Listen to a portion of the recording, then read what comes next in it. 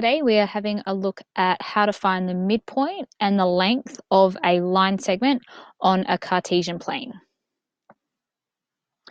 So as the name suggests, the midpoint of a line segment is the halfway point between the two endpoints. Now, not to be confused with gradient, we write the midpoint as a capital M, not a lowercase m. So it makes sense that the x-coordinate is going to be the halfway between the two endpoints of the x-coordinates. So it essentially becomes the average of those 2 points. So to find that, we add the 2 points together and divide by 2. So we do the same thing for the y-coordinate as well. And look, we can actually write that in a formula if you want to look at doing that in a formal way.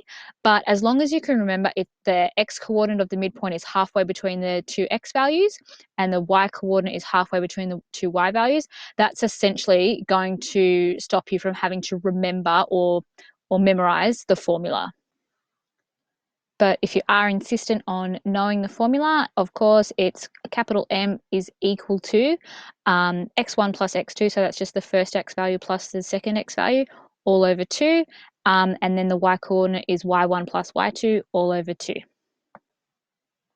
So to find the length of a line segment, or the distance between the two endpoints, what we can actually do is we can make a right angle triangle out of the line and use Pythagoras' theorem. So the line segment that we're trying to find the distance of actually becomes the hypotenuse of the right angle triangle. And then so we just need to find the horizontal distance by either counting the units or subtracting the lower x coordinate from the upper x coordinate, and then find the vertical distance by doing the same thing with the two y coordinates. And once we have those two lengths, we can simply use Pythagoras' theorem. So c squared is equal to a squared plus b squared. So then I want to have a look at some examples as well. Now, quite often you might be asked to find the midpoint by observing a line segment on a Cartesian plane, and that's usually quite straightforward, but it is always good to just check it out by obviously finding the average of the two x values and the average of the two y values and making sure that matches up with what you have observed. So if we're going to find the midpoint of the line segment joining the points 1, 0 and 4, 4, it simply means we want to find the halfway point between 1 and 4. So what we need to do obviously is add 1 and 4, that gives us 5, divide that by 2, it becomes 2.5. And then the halfway point between the y values is going to be 0 plus 4 all over 2. So of course 0 plus 4 is 4, 4 divided by 2 is 2. So the midpoint of that line segment is 2.5, 2.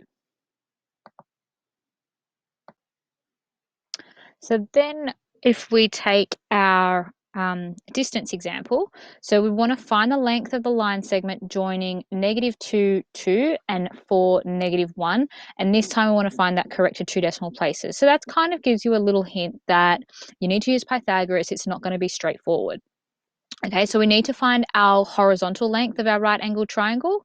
So that means we need to subtract one x value from the other. Now it doesn't matter which one you take, but it would be nice to end up with a positive number considering it's going to be a length. So it's the bigger one, subtract the smaller one.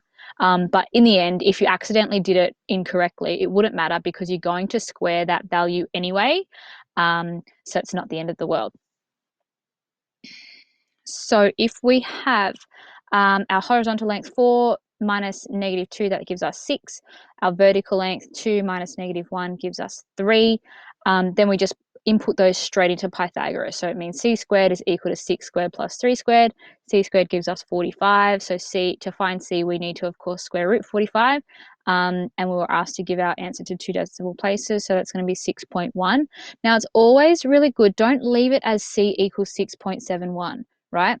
Length of the line segment, or length, is equal to 6.71 units, because on the Cartesian plane we measure in units. It's not necessarily, it's not meters or centimeters, it's units.